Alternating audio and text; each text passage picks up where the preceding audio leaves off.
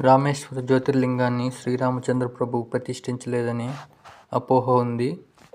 కానీ ఉత్తర రామాయణం ప్రకారం రాముడు రామేశ్వర లింగాన్ని స్వయంగా ప్రతిష్ఠించాడు. రామ-రావణ యుద్ధం తర్వాత రావణుడి ఆధీనంలోని దేవతలకు సంబంధించిన సంపదలన్నీ శ్రీరామచంద్ర ప్రభువు తిరిగి వారికి ఇప్పించాడు.